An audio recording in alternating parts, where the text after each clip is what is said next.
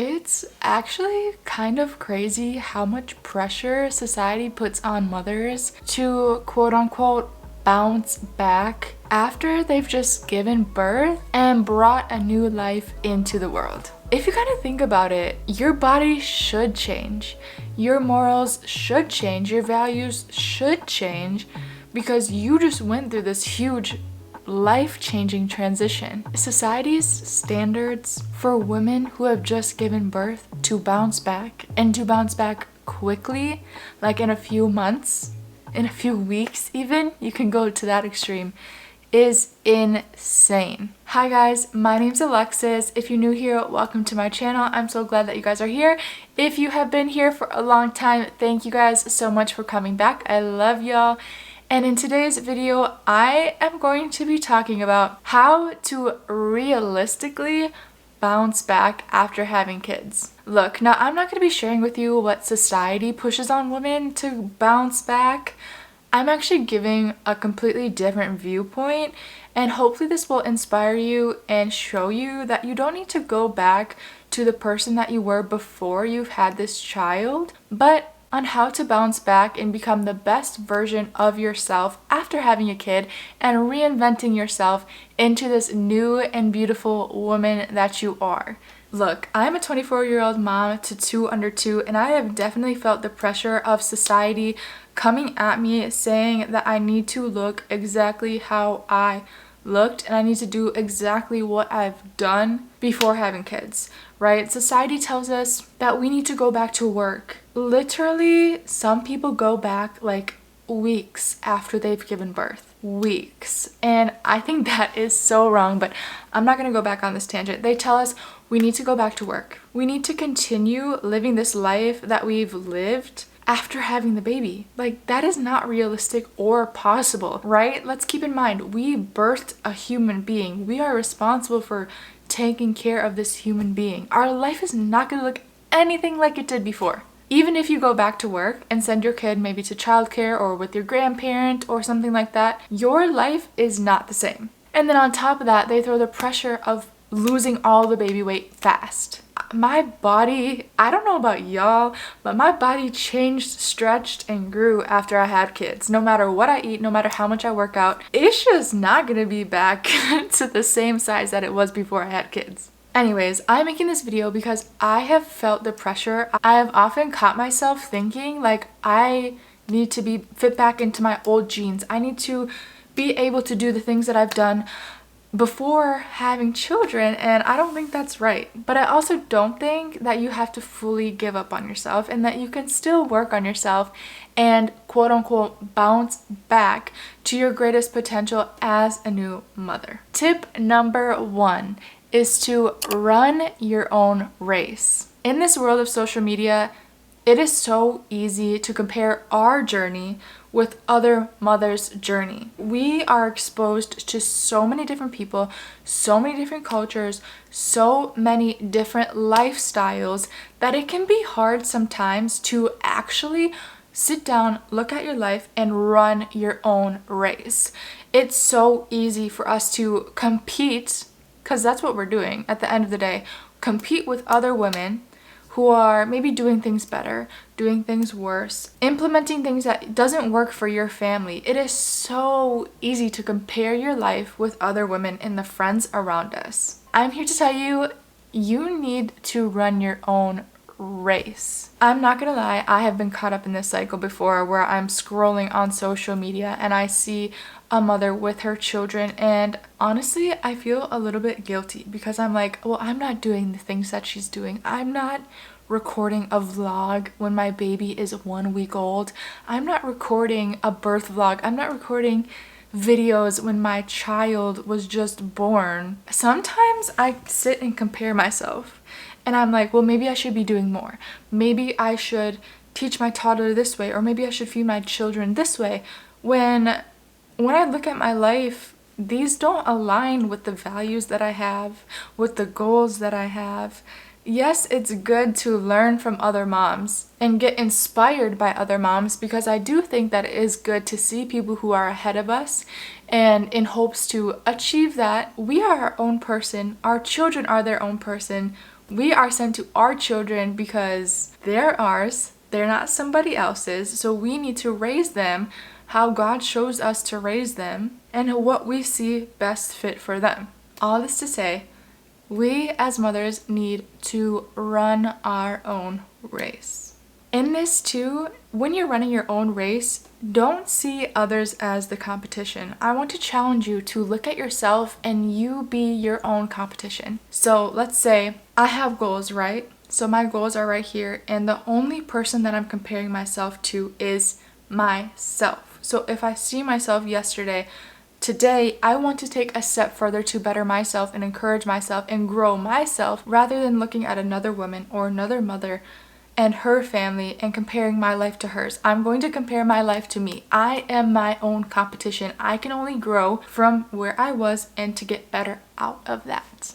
Ultimately, we are the ones who define our own success. What are your values? Have you taken time to actually sit down and think, what are my values as a mother? What are my values as a woman, as a wife, as a human being? What are my values? You don't have to get your values from anybody else. You can determine that for yourself. Also, you need to set personal goals. Set your own goals. Listen, I can listen to a mother who reads 10 books a month. I can be inspired by that. Okay, so for me, I really don't like reading. I'd rather listen to podcasts, or I would rather do anything else but sit down and read. Like, I just don't have time for that as a mother. Instead of putting that standard on my own life, which is so easy to do because we can listen to someone and think, wow, I need to implement that. Like, she's such a good mother. She reads 10 books, so I have to read 10 books to be a good mother. No, you don't. Trust me, you don't. You can be inspired by her and sit for yourself and think, well, that doesn't necessarily apply to my own life, but how can I take the wisdom that she had and create it into my own system of values, and that it would be actually fruitful and beneficial for my own life? Which for me, if she listens to 10 books or reads 10 books, for me, that might be listening to 10 sermons a month or listening to podcasts. It doesn't necessarily have to have a number, but just running your own race in that you take what works for you, what works for your family, that aligns with your values, and you put that into place in your life, and you compete only with yourself. You grow only from looking at yourself and seeing what you can improve, not by looking at others.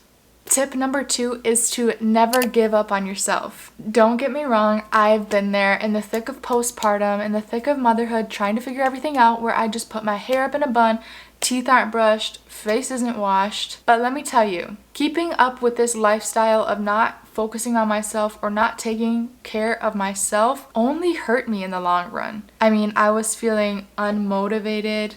I didn't want to show up for myself, my children, my husband. Honestly, I found that for me, when I actually take the time out, whether it is during nap time, before they wake up, or even at night, to sit down and take care of myself, whether that might be even just as simple as brushing my teeth and washing my face and putting on some oil, brushing my hair, it makes the day so much smoother. I actually feel like I can take care of myself, and taking care of yourself is very, very, very important, especially when you're postpartum. And it's so easy to just throw it out of the window and forget about yourself because you are taking care of a newborn.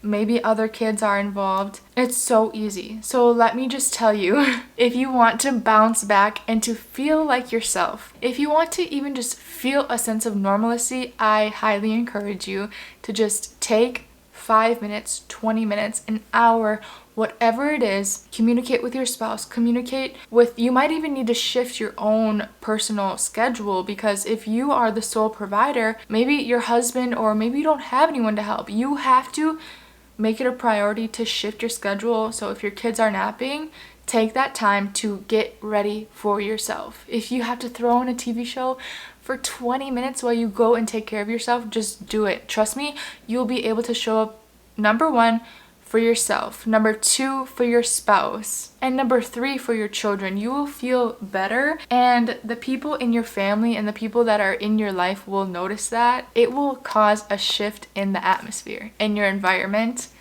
Trust me when I tell you this, it feels so good to just feel put together somewhat, because I know I've been there for weeks on end, not putting any makeup on, like neglecting myself. It didn't get me anywhere, but feeling less confident, unmotivated, and honestly a little bit lazy. Number 3, to find a passion that you really enjoy and love doing. I think that when we have kids, don't get me wrong, I love my children, but as mothers, it is very easy to put our focus and attention and everything into our children, and this honestly goes back to the second one, but to forget about ourselves, to forget about our passions, and this can take a toll on our mental health, on our sanity, because when we're taking care of kids all the time, it's draining. Right? It can be draining. It doesn't have to be draining, but it can be when you have long days, long nights, up and down, not sleeping. You know, we need to have something that we can find joy in, that we can find purpose in, that we love doing. So, for example, for me, one thing that helps me get through the day is prayer, meditation, reading my word. I have found that I am such a better person when I go and spend time with God before my children wake up during nap time, and it's something that really, really fills my cup.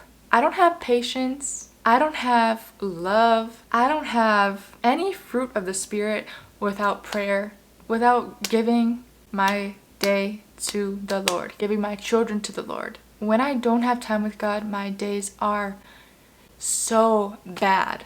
Because I need him, he is my strength. And honestly, that is a passion that I really love doing. But also on top of that, I have found a great passion for YouTube. I have made it a priority by the grace of God in January of this year to start my YouTube channel and to give myself time to work on something that I love. And now that it's August, I'm able to go back to January when I was only 1 month postpartum and see every single thing that I've accomplished, every single video, everything that I've learned how to edit, every single thing. It's there for me to see what I have accomplished and gotten done for myself, and something that brings me so much joy and that I love doing. It's honestly a passion that I've always wanted to do, but I never thought that I would have time for it. Making time for the passions that you love are critical in your journey of bouncing back after you have kids. Look, I have had friends or other people that I've listened to that they've found joy and passion in playing the piano, in writing books, writing songs, photography, like writing, journaling. Literally, there's so many avenues that you can take, even dancing, going to the gym. Like, you can have any passion. And I find that when you have something that you love to do outside of your children, it gives you a new spark of joy, of hope, of just, it's so necessary. It's so necessary to have. It gives you like that sense of self that you used to have before kids, but now your life is different, and I think that it's necessary to have that. When you are constantly doing something non-stop, no break. Like, let's say if you were working 24 hours a day, which you kind of are in motherhood. If you had a job that you were working 24 hours a day, you would get burnt out, right? If you don't have the time to do the things that you love, if you don't have any passions or interests, you're gonna get burnt out, you're gonna get mad, you're gonna get resentful, you're gonna get bitter. Like, having a passion has honestly helped me so much after having my second baby, because it's like my outlet. It's my outlet and I love it. It's like my baby that I really, really, really enjoy doing. It's caused me to see a new sense of self that I never would have discovered if I hadn't pursued my dreams and desires of starting a YouTube channel. Tip number 4 is to implement some sort of daily movement into your daily routine. Okay, both of my births were relatively in the fall and the winter, so the colder months. And after I had given birth, I stayed inside for so long. I wasn't moving. I wasn't going anywhere. I mean, I would walk around the house. I wasn't getting the necessarily daily movement that I needed to for my mental health, for my physical health, for my sanity. Look, if you are having a hard day, never underestimate the power of a power walk, of a prayer walk, of just any movement, moving your body, exercising, doing weights, lifting weights. This literally shifts your mood completely. Now, this is not in an effort to go back to a size 4 jeans after you give birth, but it's just something that helps you stay positive,